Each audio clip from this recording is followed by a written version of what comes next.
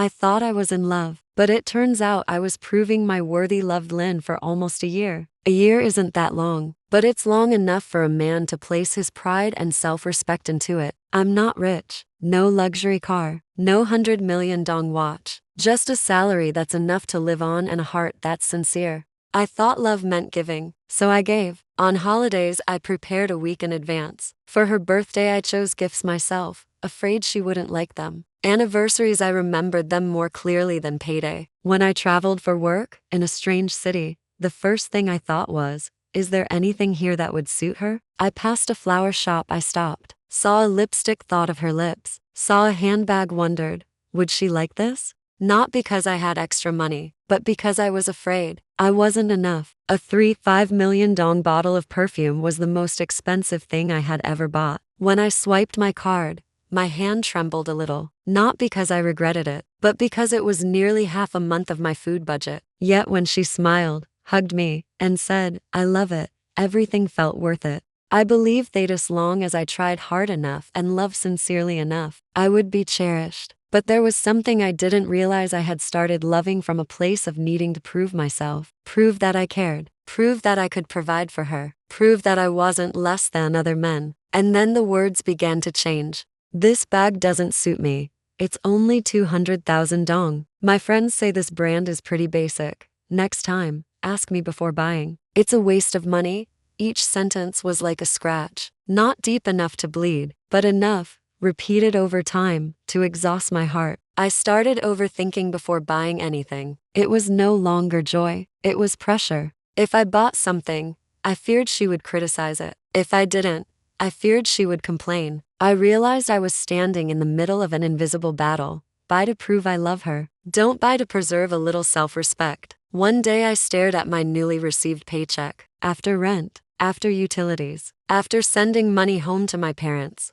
I asked myself, am I striving for love, or chasing a standard I will never meet? What hurt the most wasn't the money. It was the feeling that I would never measure up. When she smiled receiving a gift, I was happy. But when she compared its value, I felt like I was being weighed on a scale. I started losing sleep. I still remember clearly the time she said, if you love someone, you should spoil them. Yes, but how much is enough? I spoiled her with money, with time, with concern, with late-night food deliveries when she suddenly craved something. But in return, I began to feel that I wasn't seen as a man who was trying his best. I felt like a wallet, just not thick enough. Some nights I ask myself, if one day I can't afford gifts, can't transfer money immediately when she needs it, would I still be loved? Or does my love only have value when I pay for it? I used to think I was in love, but more and more, it feels like I'm taking a test of whether I can provide, a test of whether I have the manly capability people talk about, a test of whether I can pass the invisible standards she sets. I'm not afraid of being poor. I'm afraid of being looked down on. And the scariest thing is, I'm starting to feel like I have to try harder just to keep someone when love should be the place where I'm allowed to be myself. Buy something, it's wrong. Don't buy, it's even more wrong. And I don't know. Am I loving Lynn? Or am I losing myself in this relationship? 13 million and a slap to my self-respect that day. She called me, not angry, not upset, but excited. Her voice was higher than usual, faster, brighter, like she was about to announce something she was truly proud of. I scored authentic brand items for both of us. A shirt for you, a bag and shoes for me. Only 13 million in total, such a great deal. Can you transfer the money to me? 13 million. I was silent for a few seconds, not because I didn't understand the number, but because my brain was trying to convert it into my life. 13 million equals almost a month's salary. 13 million equals rent. 13 million equals utilities. 13 million equals money I send to my parents. 13 million equals a month of living with nothing left over. To her, it was such a great deal. To me, it was a very big decision. I took a deep breath. I didn't want to ruin her excitement. I didn't want the call to turn into an argument. So I asked softly, slowly, can we stop it? If they haven't shipped it yet, can we cancel? Silence on the other end. Then her tone changed, colder, shorter, all the excitement gone. If you don't have the money, I'll pay it myself. A man who isn't capable of providing for his girlfriend shouldn't be in a relationship. She didn't need to raise her voice, but the words were heavy. heavy like a slap across my face. It didn't sting immediately, but my ears rang. I asked myself, what is a man's capability? Is it being able to transfer money instantly? Is it never hesitating? Or never being allowed to fear the future? I didn't respond right away, because I was afraid. If I opened my mouth, I would say something I couldn't take back. It wasn't that I didn't have 13 million, but I was afraid. Afraid of spending without discussion. Afraid of one-sided decisions. Afraid that one day, everything would exceed my limits and I would become the failure in my own relationship. I looked at my bank account. That number had never made me feel confident, but it had never made me feel ashamed like this. I felt cornered. Transfer the money and swallow my self-respect. Don't transfer it and lose the woman I love. No one asked if I was comfortable. No one asked what I was worried about. There was only one question echoing in my mind. If today it's 13 million, how much will it be tomorrow? In the end, I said, I'll pay, but my voice wasn't steady anymore. Then I added, from now on, we need to talk before buying anything. I'm not forbidding you from buying. I just want to know. And let's treat this money as a commitment to our future, a real wedding. I spoke slowly, not to control her, but to reassure myself. I wasn't asking for the money back. I didn't need receipts. I didn't need proof. I needed only one thing, to know that I wasn't pouring money, effort, and my youth into a dream that only I believed in.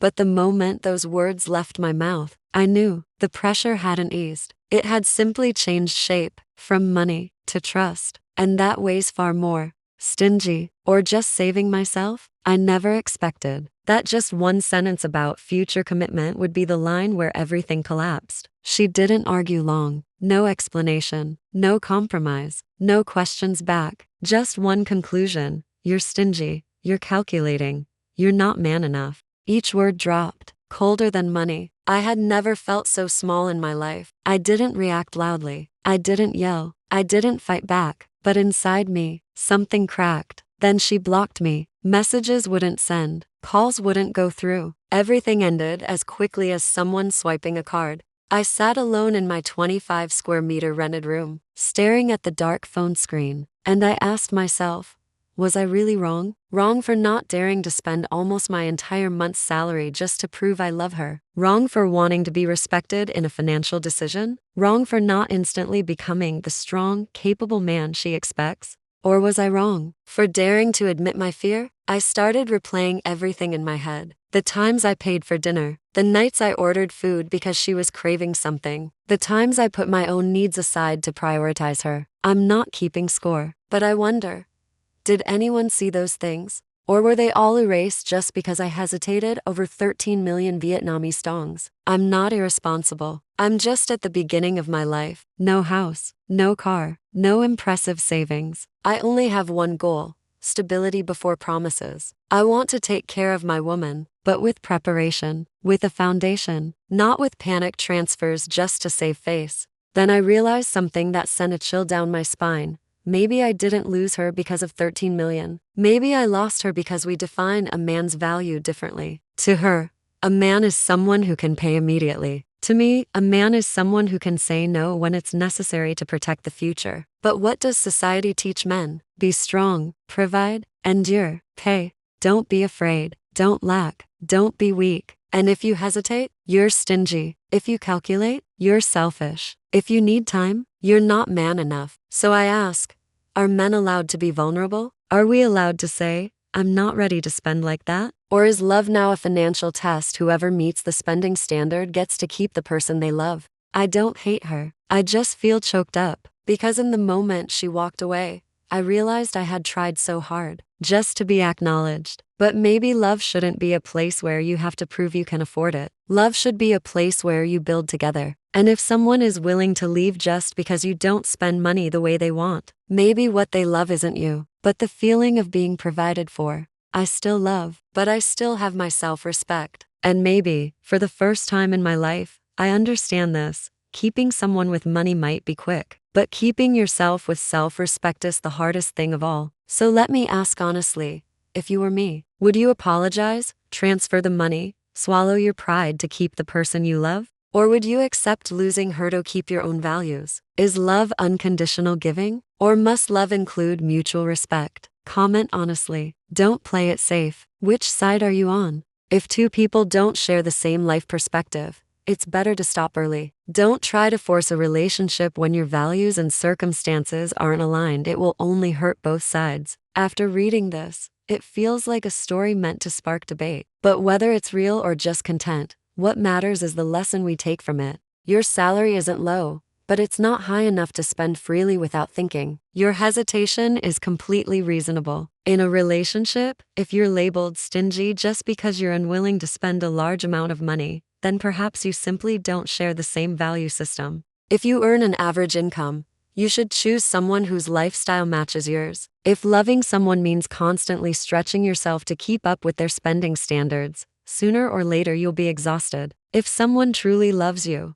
they will care about the financial pressure you're under. When a relationship puts heavy emphasis on gifts and money, it's hard for it to last. Sometimes breaking up is actually a blessing. It's better than going further only to realize later that you're incompatible. When there's already a mismatch in views about money, it becomes even harder to reconcile in the future. Stopping early can be the gentlest solution. If you don't feel respected, move on. There are many more suitable people out there. Love that revolves only around money isn't healthy. A lasting relationship requires sharing and understanding, not just one person paying. Maybe the two of you don't share the same long-term goals. If someone truly values you, they will understand your situation and plan the future together with you. Love means building together. If one side only demands without empathy, it's difficult to create something long-term. If you're not compatible, it's better to stop. Forcing it will only bring more exhaustion. In this case, breaking up might be the right choice. What matters most is preserving your own peace. If your life values are too different, you shouldn't move forward. Marriage cannot rely on material things alone. The important thing is that you recognize the issue early. Don't wait until you're deeply entangled to realize you're not compatible. Without sincerity, money becomes a tool of exchange, not a foundation for love. Marriage requires partnership and shared financial responsibility. If one person constantly prioritizes spending without thinking about a shared future, it's very hard to sustain. You're lucky to have realized this early. If there were financial red flags from the beginning, you should carefully reconsider before continuing. From personal experience, when two people share similar views about saving and building a future, life feels much lighter. Material things matter, but the mindset and management of money determine long-term happiness. Honestly, I don't think the woman is wrong either. She may simply be looking for a man who can provide financial security. If you can't meet that need, then you're just not compatible.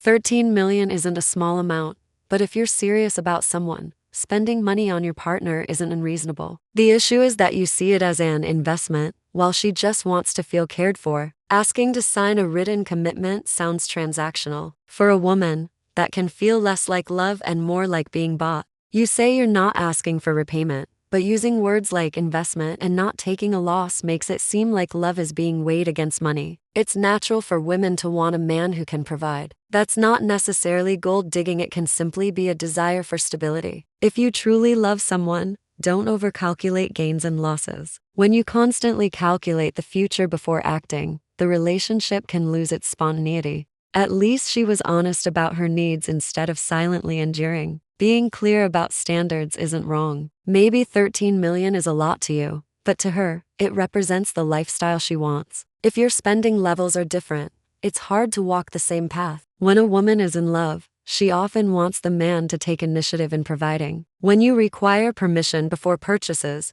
it can feel controlling rather than supportive. Instead of assuming she's materialistic, maybe you're being overly defensive because of financial insecurity. Love sometimes requires a bit of risk, not absolute safety. Why assume that men must always provide? Love means building together, not one person paying while the other enjoys. If love comes with the condition, if you can't provide, don't date, that sounds more like looking for a sponsor than a life partner. We live in an era of equality. Women also work and earn money. Why hold on to the idea that men must carry everything? Providing should be voluntary, not an obligation. Turning it into a measure of love feels overly materialistic. A man can choose to take care of you, but that doesn't mean he must prove his love by pulling out his wallet every time you want something. Demanding that men pay for everything while advocating gender equality sounds contradictory. A healthy relationship involves shared financial responsibility. If one person always pays, that's dependency, not love. If your standard is whoever pays more loves more,